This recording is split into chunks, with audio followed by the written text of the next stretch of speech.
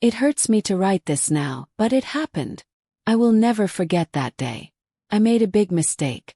The kind of mistake that you don't realize you're making until it's far too late to undo it.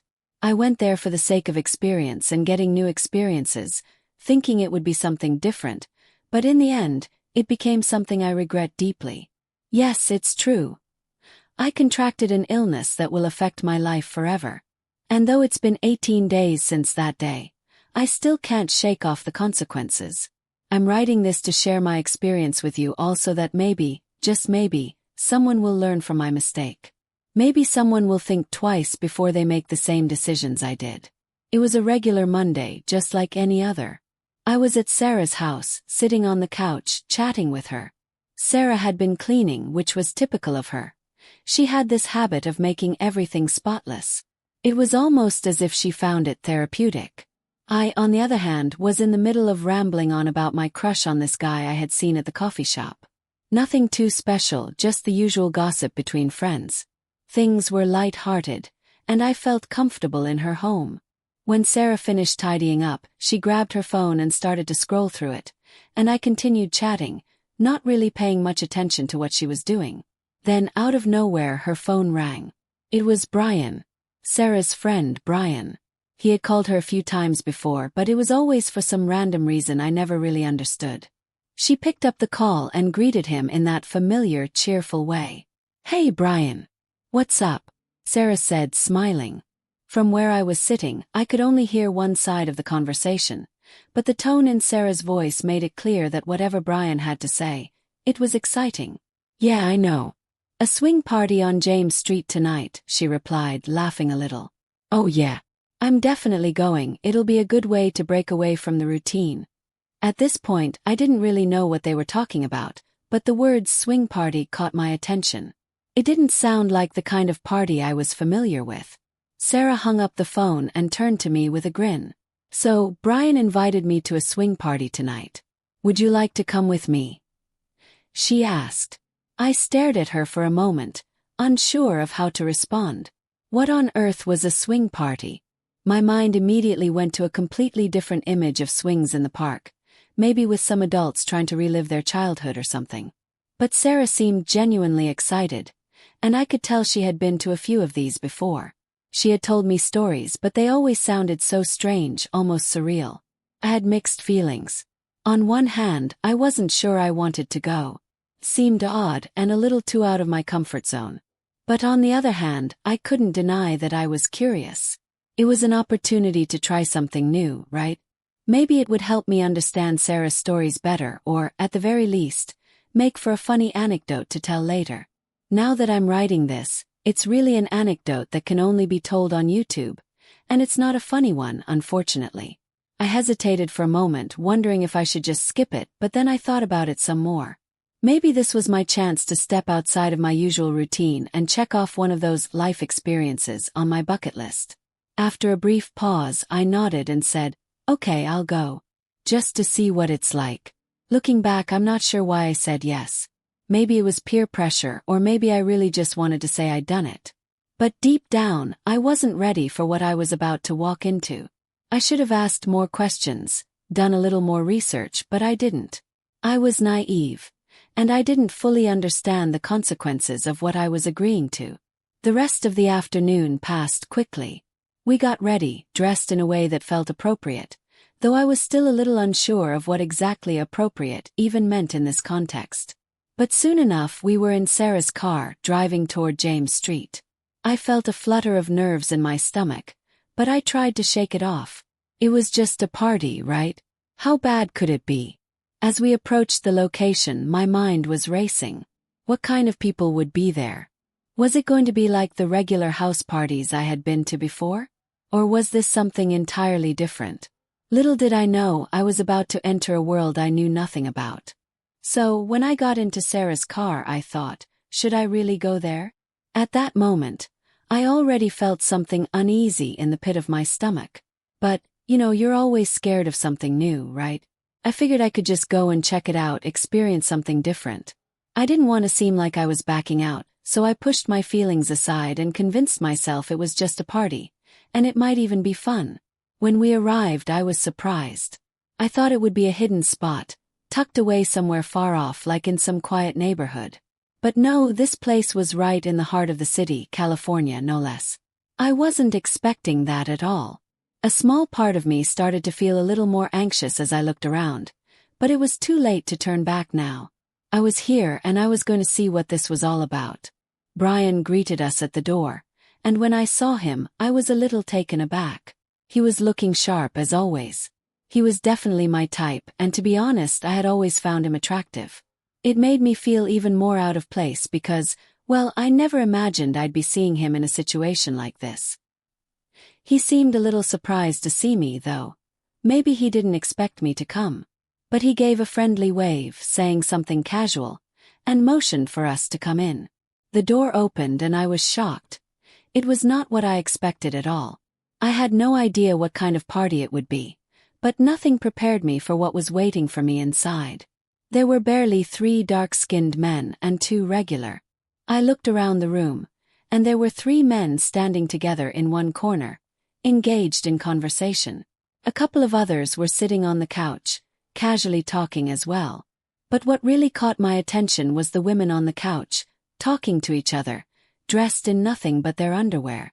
I froze for a second. I wasn't expecting this at all. It wasn't like anything I had seen before. I tried to play it cool, but honestly I didn't know how to act.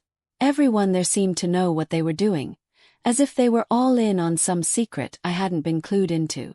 I looked around again, trying not to be too obvious about it, and noticed that, well, most of the people there were quite attractive. Everyone was dressed casually, relaxed, but it felt different.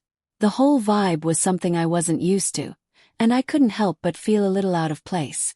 But then Sarah started taking off her clothes. It seemed so normal to her. She pulled off her top, then her skirt, and before I knew it, she was standing there in just her underwear. I stood there for a second, unsure of what to do. I didn't want to look out of place, so I hesitated and then followed her lead. I took off my clothes too, but honestly I still felt unsure of what was going on. Sarah, seemingly totally at ease, went over to grab a bottle of champagne and some other items. She looked over at me and smiled, almost as if she was reassuring me. "Come on, let's have some fun," she said. I nodded, trying to seem like I was confident, even though on the inside I felt like a mess.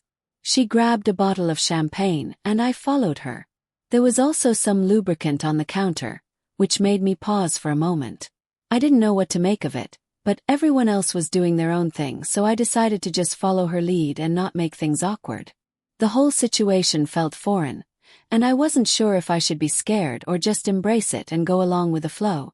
We walked back to the main room, and I tried to act natural, but I couldn't stop thinking, what is going on here? Is this really happening? Everyone around me was so comfortable, so at ease, while I was still trying to process what I was walking into. It was clear that this wasn't the type of party I was used to, and I wasn't sure if I had made the right choice coming here. But the night was still young, and I told myself that I had nothing to lose by just being there and seeing what would happen next. I took a seat on one of the couches, surrounded by people I didn't know. The unfamiliarity of the situation made me feel uncomfortable at first. But as I sat there, I started to relax, letting go of the tension in my shoulders. A couple of glasses of wine helped ease the nerves. It felt like the evening was moving on its own pace, and despite my initial discomfort, I couldn't deny that the atmosphere was strangely calming. It was different from what I had imagined, but I was starting to feel a little more at ease. The room was filled with low conversation, soft laughter, and a general sense of relaxation. Some people were lounging around, while others seemed to be giving and receiving massages. It was a casual, laid-back vibe that I hadn't expected. I watched as the women on the couches were being pampered, with men sitting beside them, massaging their shoulders and backs. It all seemed very relaxed, like an atmosphere of pure leisure and comfort. Before I knew it, it was my turn. One of the men, Thomas, who had been sitting across the room, got up and walked over to me without much conversation. He seemed calm, confident, and didn't seem to mind that I was still unsure about the whole situation. He smiled gently and without a word, began to gently stroke my shoulders, slowly starting to massage them. At first I tensed up, unsure of what was happening. But as the minutes passed, I realized that the massage felt surprisingly good. It was exactly what I needed. The tension that had been building in my body seemed to melt away under his touch. I glanced over at Sarah, and for a moment, I thought she looked like she was in another world. Her expression was relaxed, but there was something about her that seemed distant. Her lips slightly bitten, and I could tell she was enjoying the moment. It was strange. She had always been confident in situations like these, while I was still figuring out how to navigate everything around me. Time passed, and the environment seemed to blur together. Everyone was talking, relaxing, and enjoying the evening in their own way.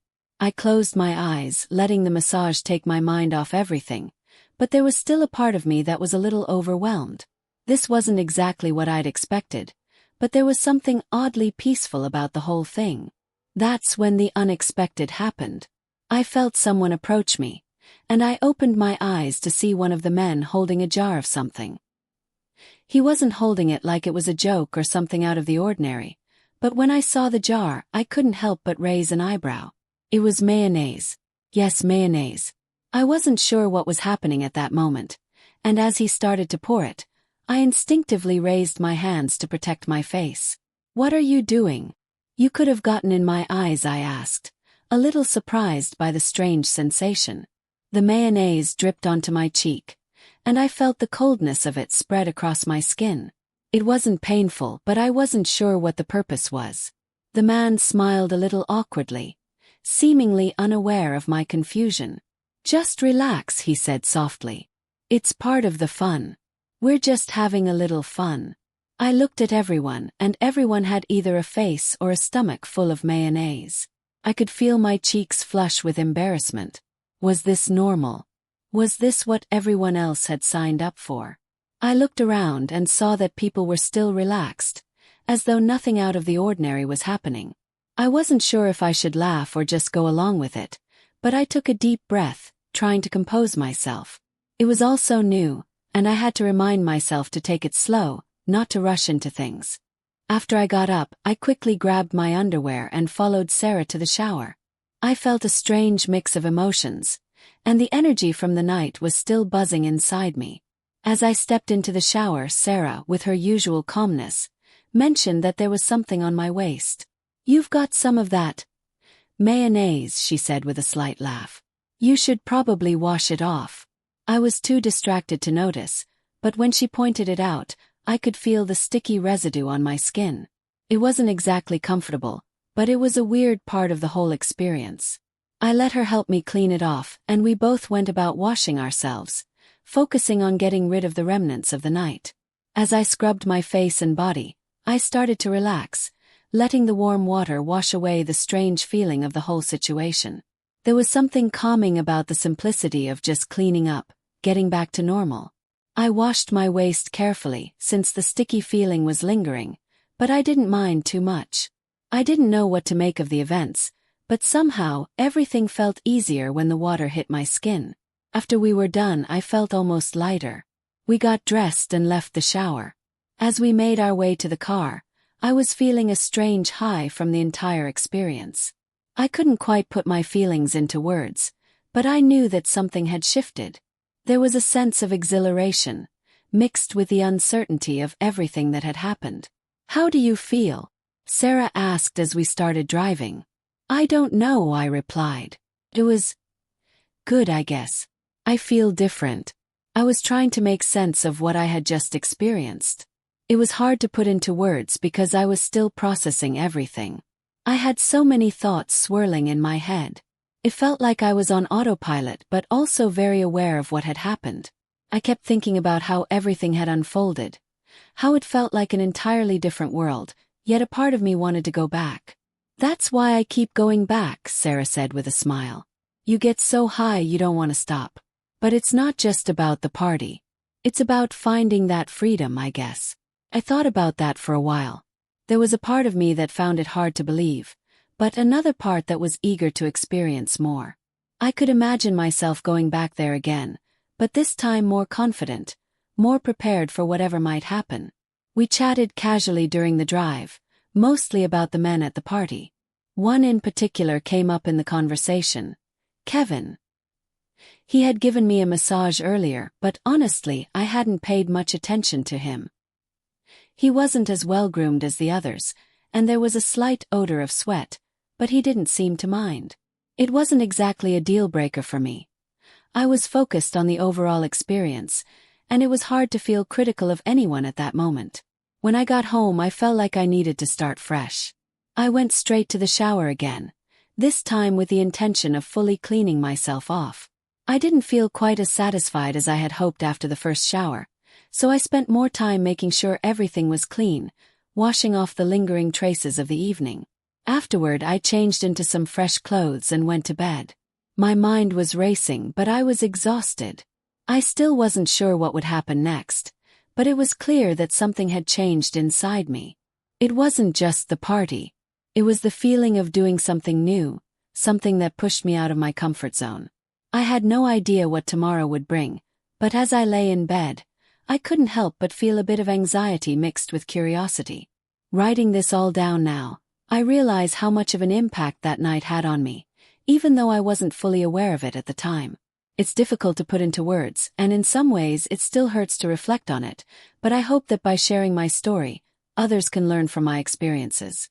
The lessons I've learned from that night are still unfolding, and I'm still figuring out what they mean for me.